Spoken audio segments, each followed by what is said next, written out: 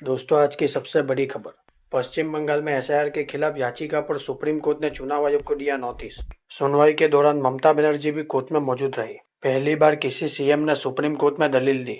Supreme court में पश्चिम Bengal SIR सुनवाई के दौरान सीएम ममता बनर्जी हाथ जोड़कर खड़ी हुई थी। पश्चिम बंगाल में एसआईआर के खिलाफ राज्य के मुख्यमंत्री ममता बनर्जी की ओर से दायर याचिका पर सुप्रीम कोर्ट ने चुनाव आयोग और पश्चिम बंगाल के मुख्य निर्वाचन आयोग को नोटिस जारी किया है। मामले में अगली सुनवाई 9 फरवरी को होगी। ममता बनर्जी ने कोर्ट में दलील दी कि एसआईआर समावेशी प्रक्रिया नहीं है, बल्कि यह विभाजनकारी है। उन्होंने कोर्ट से कहा, कृपया हमारे लोकतंत्र को बचा ले। ममता बनर्जी की ओर से वरिष्ठ वकील श्याम दीवान ने कोर्ट को बताया कि बड़ी संख्या में मतदाताओं की सूची का पुनरीक्षण बाकी है और अब सुधारात्मक कदम उठाने के लिए लगभग न के बराबर समय बचा है। पश्चिम बंगाल में इसी साल अप्रैल मई में चुनाव होने हैं। समाचार एजेंसी पीटीआई के मुताबिक ममता बनर्जी ने सुप्रीम कोर्ट में कहा, हमें कहीं भी न्याय नहीं मिल रहा है।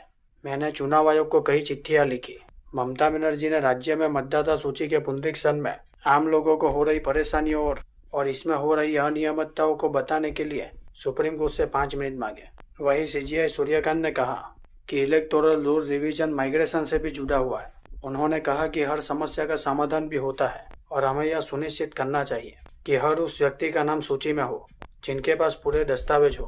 चुनाव आयोग आधार कार्ड को मंजूरी नहीं दे रहा और वो मतदाताओं से दूसरे दस्तावेज मांग रहा है। समाचार एजेंसी पीटीआई के मुताबिक ममता बनर्जी ने कहा कि पश्चिम बंगाल को निशाना बनाया जा रहा है। उन्होंने कहा कि यही पैमाना असम पर लागू क्यों नहीं हो रहा है। उन्होंने आरोप लगाया कि बहुत सारे जीवित लोगों को भी एसआईआर प्रक्रिया के दौरान चुनाव आयोग ने मृत घोषित कर दिया। ममता बनर्जी ने सुप्रीम कोर्ट से अपील की है कि 2022 की वोटर लिस्ट से किसी भी मतदाताओं का नाम हटाया ना जाए। सुनवाई के दौरान ममता बनर्जी ने सुप्रीम कोर्ट की संवेदनशीलता और सहयोग के लिए आभार जताया कि जब न्याय दरवाजे के पीछे रो रहा था तब कहीं से भी समाधान नहीं मिल पा रहा था। उनके मुताबिक उन्होंने चुनाव आयोग को 6 पत्र लिखे थे। आगे उन्होंने कहा कि मैं एक बंधुआ मजदूर की तरह हूँ और सुप्रीम कोर्ट से साफ कहना चाहती हूँ कि मैं यहाँ किसी पार्टी की ओर से नहीं बल्कि सिर्फ न्याय के लिए खड़ी हूँ।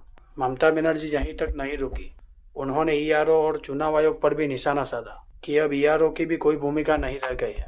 नाम हटाने के लिए बीजेपी शासित राज्यों से माइक्रो ऑब्जर्वर भेजे जा रहे हैं। पहले चरण में ही बंगाल में 58 लाख नाम हटा दिए गए, जिनमें कई लोगों को मृत घोषित कर दिया गया। उन्होंने कहा कि यह चुनाव आयोग नहीं बल्कि एक व्हाट्सएप आयोग बन चुका है जहां मनमाने तरीके से सब कुछ हो रहा है।